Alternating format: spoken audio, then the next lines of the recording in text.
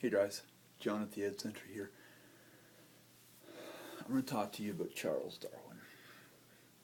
But before I get to Darwin, I want to give you a little history lesson.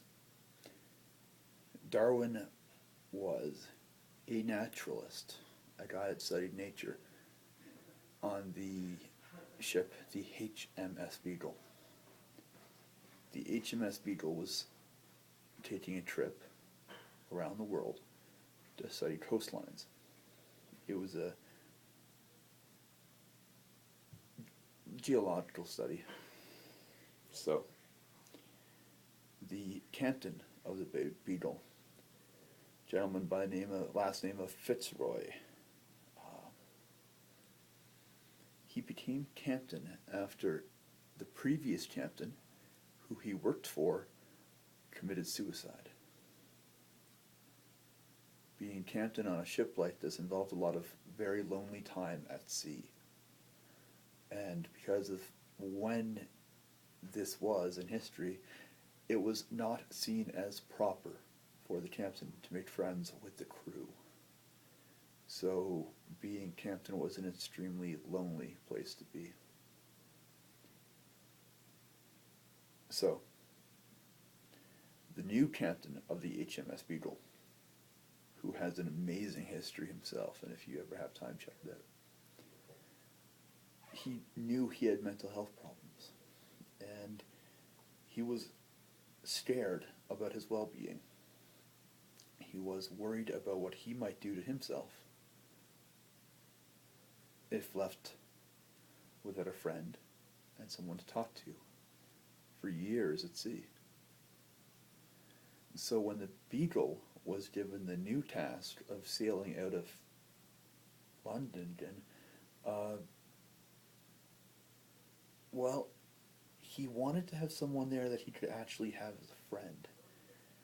And rules said at the time that because he was someone of social standing, he had to have someone who was of social standing to talk to. And that wasn't any of the crew. So, Charles Darwin was of a good family. He was educated. So the captain of the Beagle actually hired him. And he wasn't hired so much to study science, he was hired so that the captain would have someone to talk to. He would have a friend on board. Well, Fitzroy suffered depression for a great many years, and he was an amazing weather forecaster, and he saved a lot of lives that way. He then went on to become governor of New Zealand, and he helped the local indigenous people there by trying to protect them from settlers and some illegal land disputes. In fact, he even spent his money to help make the government there better, and ended up pretty broke. And in the end, his depression did win out, and he committed suicide. But before that, he did an extraordinary amount of good for the world.